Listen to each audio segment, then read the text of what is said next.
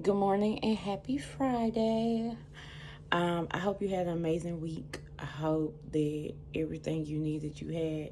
Matter of fact, I know that everything that you needed you had because God always provides for us. Let me just tell y'all real quick about two things that I have completely been invested in for my child who is now 13 months old. Um, First, her learning. Actually, that's not first. But I have been invested in my child's learning since she graced this earth. But before then, the moment that I learned that I was even having a child, which was Christmas Eve of 2023, I was invested in her salvation. One thing I know, two things for sure, I'm going to invest in. Them are two things that I'm going to be so invested in for my child: her salvation and her learning. Because if you're not invested in those two things, what's really going on? I had prayed over my child since the moment I knew that I was having her. I and since she came to this earth, we have been working on learning ABCs, 1, 2, 3s. Layla got books that I read to her. Layla have blocks. Layla have all kinds of learning tools and activities. And the way she watched Miss Rachel, man, Miss Rachel got my baby like top tier. Do you understand me? Layla, I know everybody's always like, my baby's the smartest, but when I tell you, Layla is overachieving right now. But that's because I've been invested in her learning and invested in her salvation. Layla, literally, let me tell you, Layla knows the difference between gospel music and secular music. Layla knows the difference between gospel music and secular music. The moment gospel music is on, Layla is raising her hands and singing along.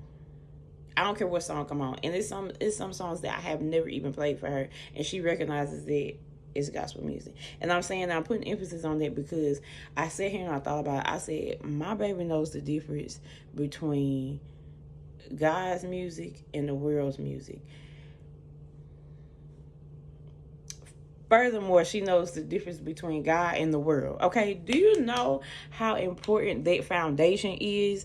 The foundation of your child, or even you knowing the difference between God and the world. It's preachers out here that don't know the difference between God and the world. They want to mash them together. They want to put the things together, and no, it don't. You can't do both. It was never supposed to be about that. I cannot stress enough. It is so important for you to be invested in those two things. Let me tell you something. Right now, Layla is 13 months old, and of course, she goes to church with me every time the doors is open. Okay, because she don't have a choice. Like, where's she gonna go? Her grandparents is in church. Her great grandparents is in church. So I don't care where Layla goes. The people that I trust with her, even like her godparents and other people that I do trust with her, Layla gonna be at church. But even once we get down the line, when she become a teenager, all that stuff, the question is never gonna be, "Are you going to church, baby? You going? You're going." Like that's not a question. The only time that you can get to decide whether or not you're going to church is when your address don't match mine. When we don't live in the same address, then you could go ahead and you can make your decision about whether you're going to church or not. But honestly, I hope that as she continues to learn, first of all, I already know that you're supposed to train up a child in the way that they should go. And so when Layla get old, she won't depart from it.